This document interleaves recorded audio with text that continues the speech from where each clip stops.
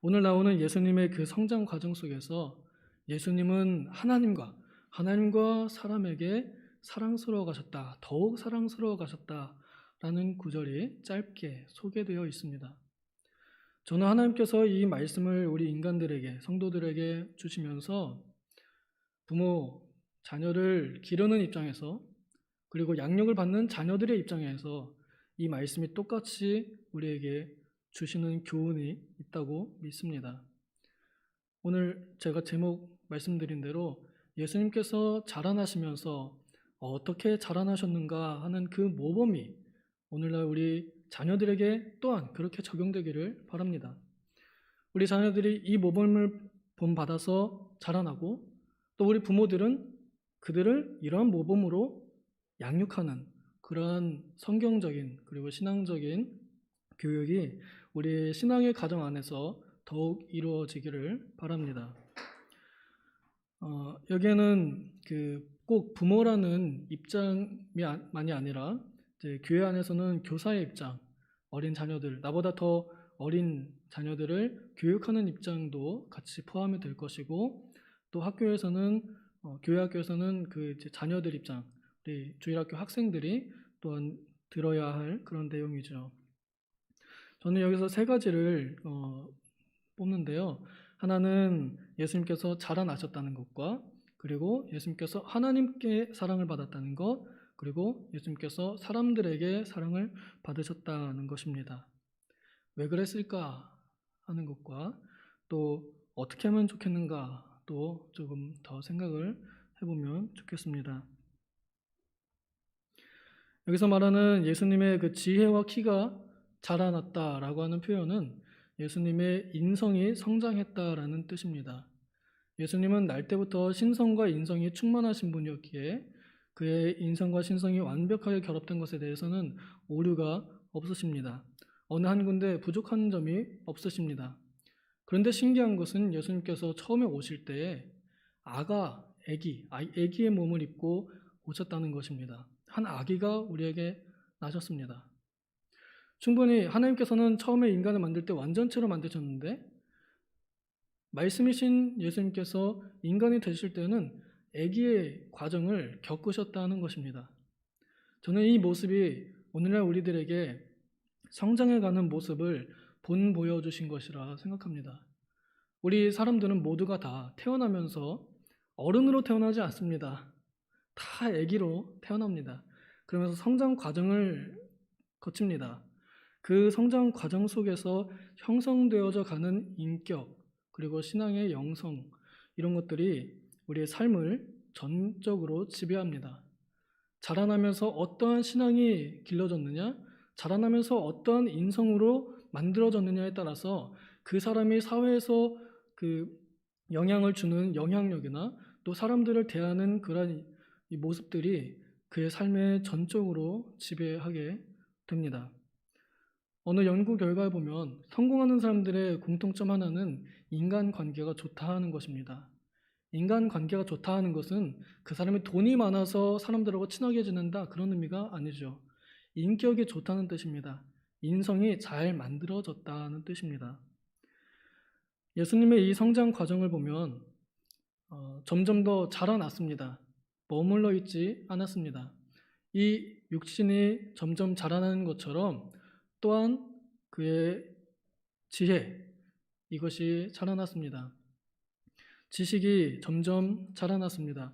육신적인 지식, 물론 다 완벽하시지만 또한 성장하셨습니다. 필요한 것들은 예수님께서 또 사용할 줄 아셨습니다. 특별히 하나님의 진리를 잘 사용하실 줄 아는 그런 지혜와 지식이 있으셨습니다. 어릴 때부터 총명했고 또 지혜, 또 하나님의 지혜가 충만하셨습니다. 그래서 예수님께서는 그 지혜, 하나님의 지혜로 본인이 어떤 존재인지 아십니다. 나는 아버지의 집에 있어야 할 사람입니다. 내 아버지는 하나님 아버지입니다 하는 본인의 자신이 누구인지를 잘 아셨습니다. 이것이 바로 예수님의 신성을 나타내는 그런 지식이었고요.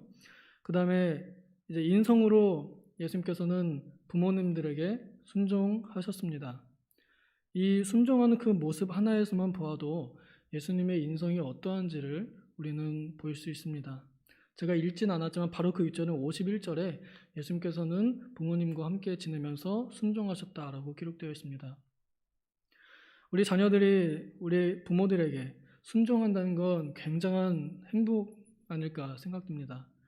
우리 자녀들 길러보신 분들은 다 아시겠지만 내 자녀가 말을 안 들으면 이상하게 속이 상해요.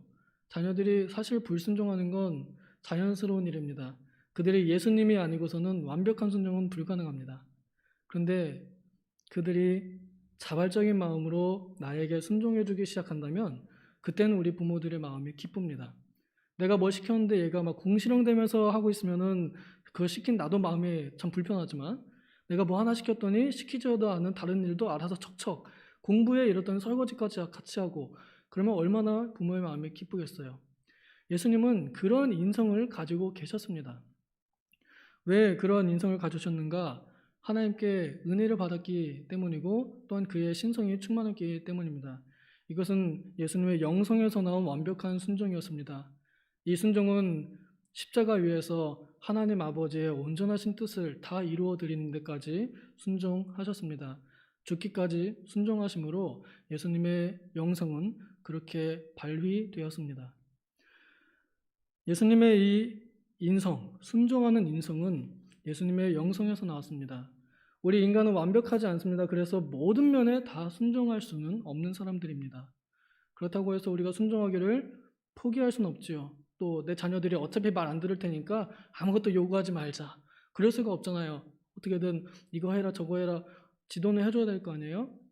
그런 면에 있어서 그들의 영성을 만드는 것이 우리가 우리 자녀들을 순종하는 자녀, 착한 자녀로 교육하는 하나의 방법이라고 힌트를 얻습니다. 여기에는 우리가 조금 보아야 할 것이 있는데요. 바로 부모님들의 신앙입니다. 우리가 다 아시다시피 예수님의 육신의 모친 마리아는 본인이 성령의 감동을 받을 때 이 은혜를, 큰 은혜를 받은 여자에 할 때 그 은혜를 네 주님 주세요라고 받으면 육신적으로 간음죄에 해당하여 돌 맞아 죽을지도 모르는 위험 있는 일이었습니다. 그것을 받아들였습니다. 주님의 뜻이라면 이루어지소서 하는 그런 좋은 믿음이 있었고 또 그의 아버지는 성경이 말하기를 이 사람 요셉은 의로운 사람이라 하고 이렇게 말하며 자기의 그 약혼녀가 임신했다는 사실을 알고 노발대발할 수도 있지만 조용히 평온하게 끊고자 하는 그런 온유한 마음의 성품을 가진 사람이었습니다. 이 부모님의 그 밑에서 자라나는 예수님의 인성이 성장할 때 어떤 문제가 있었겠어요? 엄마와 아빠가 신앙적으로도 좋고 인성도 좋습니다. 우리 부모님들의 그 인성이 우리 자녀들에게 얼마나 막강한 영향력을 미치는지 모릅니다. 우리 부모님들이 교사보다 더 셉니다. 교회의 교사는 그냥 허수아비입니다. 교회에서 교사가 이렇게 해야 된다 저렇게 해야 된다 성경에 있는 거 열심히 지식적으로 신학적으로 아무리 가르쳐놔도 집에 가서 엄마 아빠가 그거 아니야 라고 한마디 내리면 아이들에게는 그게 법이 되어 버립니다. 그만큼 부모님들의 교육은 아주 막강하고 지대합니다. 그러나 교사들이 그럼 필요 없느냐? 아니죠. 그 가이드라인을 제시해 주는 게 또한 교사입니다. 그리고 교사들은 그 아이들의 마음을 끌어당겨서 부모님들이 잘못 가르치는 것을 성경적으로 더 잘 가르쳐 줄 수 있는 능력 있는 교사들이죠. 예수님께서 이러한 좋은 신앙 교육을 받으셨는데 혹시 여러분 이 성구를 들으시면서 구약에 비슷한 성구가 있는지 생각나신 분이 계실지 모르겠습니다. 구약의 사무엘이 바로 이러한 성구와 똑같이 떨어지는 그런 사람이었습니다. 딱 맞아떨어지는 사람이었습니다. 저는 그 사무엘상 2장 26절, 25절인가 거기 보면은 사무엘은 자라면서 하나님과 사람들에게 더욱 사랑을 받았다 혹은 총애를 받았다 이런 구절이 여기 아주 똑같이 써 있습니다. 저는 그 천년 전 사무엘과 이 천년 후에 나온 그 예수님의 모습이 이렇게 딱 겹쳐 보입니다. 사무엘의 어머니도 한나도 기도하는 여자였고 믿음 있는 여자였습니다. 엘가나도 남편 엘가나도 이 한나를 지극히 사랑할 줄 아는 그런 좋은 남편이었습니다.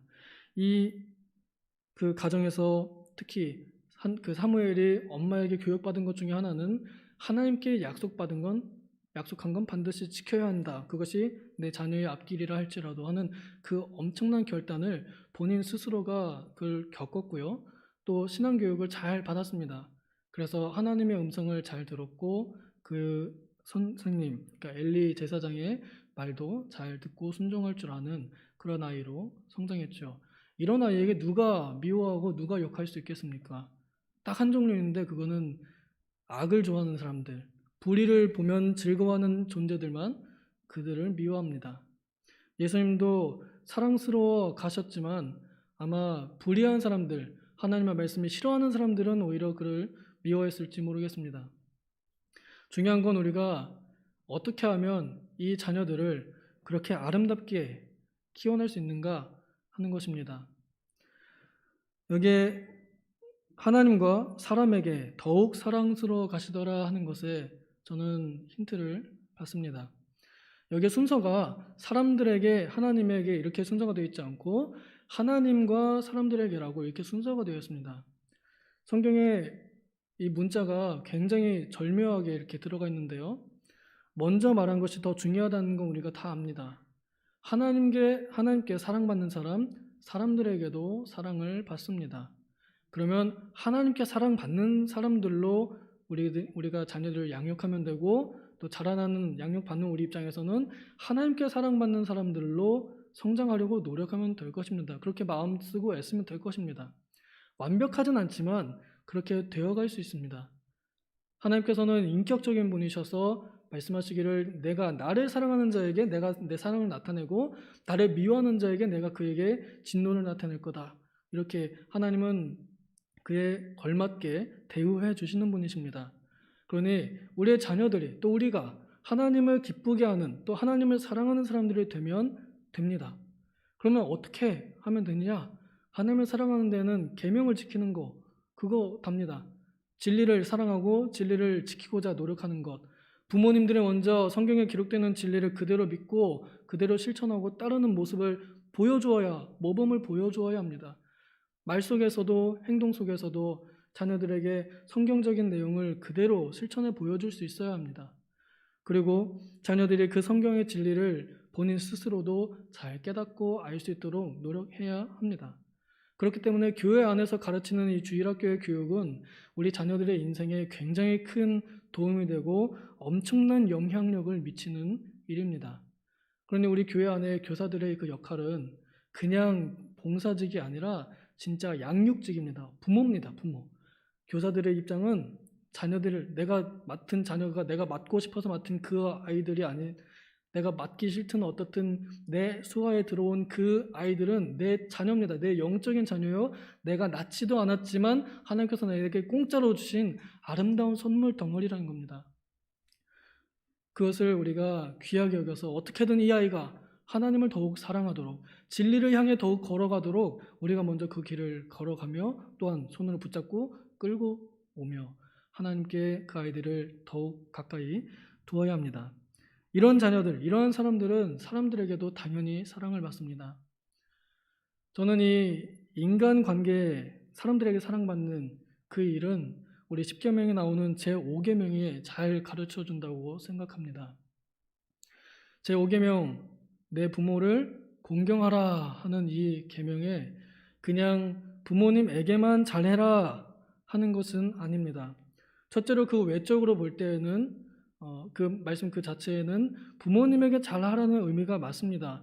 에베소서 그 5장인가 6장인가 보면은 제가 좀 정확하게 잘 기억이 안 나는데요. 헷갈려가지고 어쨌거나 그 에베소서 5장 6장인가? 그 5장일 건데 아마도 보면은 자녀들을 부모 안에 그 주 안에서 순종하도록 가르쳐라 하고 말씀하셨고 또 부모들에게는 자녀들이 주님 안에서 부모에게 순종하고 부모들은 주님 안에서 자녀들을 교육하라, 양육하라 이렇게 가르칩니다. 그러니 부모와 자녀 사이에 하나님이 있어야 합니다. 이것이 하나님께서 우리 인간들에게 주신 제5계명의 해석입니다. 그리고 그 해석의 더 깊은 의미는 인간관계에 대한 내용입니다. 비단 내 윗사람에게만 잘하라는 뜻이 아닙니다. 윗사람에게는 잘하고 아랫사람들한테는 막대해도 되느냐? 아닙니다. 이것은 인간관계를 잘 대하라는 뜻입니다. 이 5계명을 우리가 잘 가르칠 때 저는 이들이 인성이 잘 된다고 생각하고 그런 인성 가진 사람들에게 사랑받지 않을 수 없을 거라 확신합니다. 그런데 그 인성은 다시 말하지만 영성에서 나옵니다. 하나님과 가까이 하는 그들에게 진짜 인성, 진짜 사랑받을 사랑이 나온다는 것이죠. 우리가 인성, 영성, 저는 같은 동의어로 봅니다. 그러면 그 인성의 배경이 되는 영성 어떻게 합니까? 말씀과 기도, 이 두 가지가 답니다. 우리 자녀들이 어떻게든 스스로 기도할 줄 알게 만들고 어떻게든 성경을 찾아서 읽을 수 있도록 교육하는 것. 그래서 굉장히 그 강하신 분들은 성경을 읽지 않으면 밥도 안 주는 교육을 어릴 때부터 4살 때부터 막 시키고 그럽니다. 그런데 그렇게 잘하신 분들이 좀 망하는 걸 본 적이 없습니다.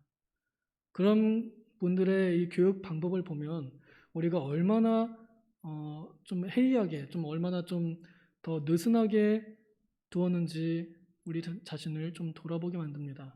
바라본데 우리 자녀들이 하나님께 사랑받고 우리 사람들에게도 사랑받는 인성 있고 영성 있는 자녀들이 되게 하기 위해서 더욱 그렇게 노력하면 좋겠습니다.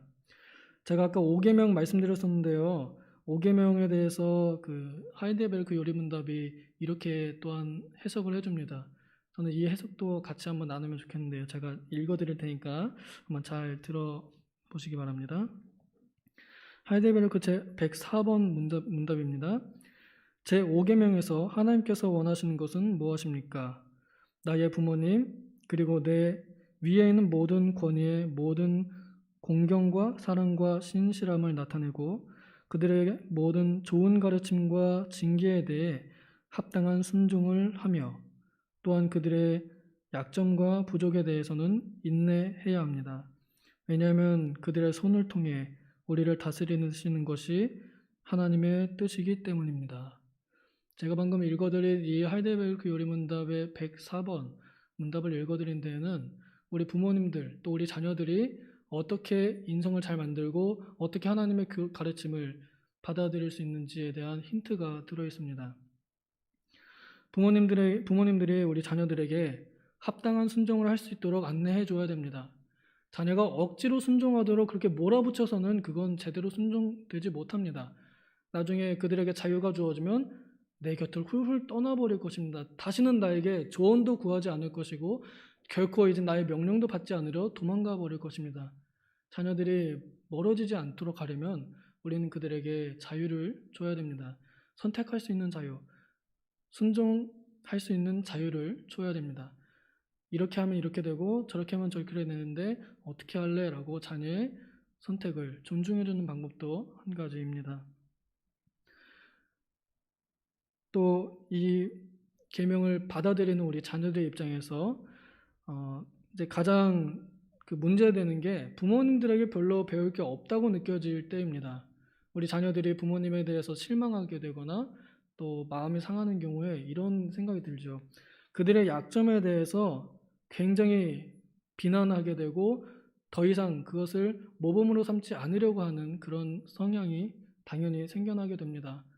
아빠는 고등학교 때 성적 별로 좋지도 않았으면서 나보다 성적 더 안 좋았으면서 나한테 뭐 그것밖에 안 나왔냐고 막 그러냐 이렇게 오히려 할 수 있고 또 아빠는 술 마시면서 나보고 술 마시지 말라 그러고 막 술 취해가지고 와가지고는 나한테 술 마시지 말라 그러고 아빠나 드시지 마세요.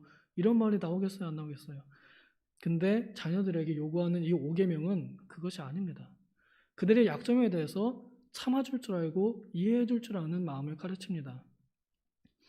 우리 자녀들이 윗사람의 부족함에 대해서 헐뜯기가 정말 즐거운데요.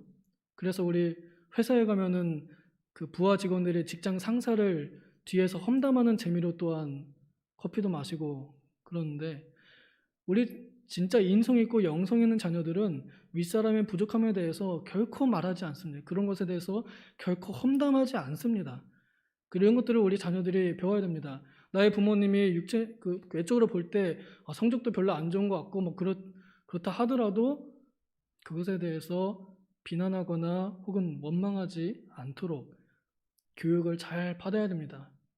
이런 것들을 모르면 부모님들은 공격의 대상이 됩니다. 이런 것들을 교회에서 잘 가르쳐 줘야죠. 또 부모가 그들에게 어떤 존재인지 여기서도 가르쳐 줍니다. 하나님의 대리인으로서 부모님들은 그들 위에 있습니다. 자녀들이 부모님에게 순종하는 것은 자유가 아니라 사실은 의무입니다. 위에 있기 때문에. 그런데 부모들은 그들에게 긍휼로 또 사랑으로 선택할 자유를 주는 것이죠. 이 하나님의 대리인이라는 것을 우리 자녀들이 인식하고 알아야 됩니다. 또한 부모님들도 본인들이 자녀들의 소유자가 아닌 하나님의 소유를 맡아보는 대리인으로 그렇게 스스로 인식하고 있어야 합니다.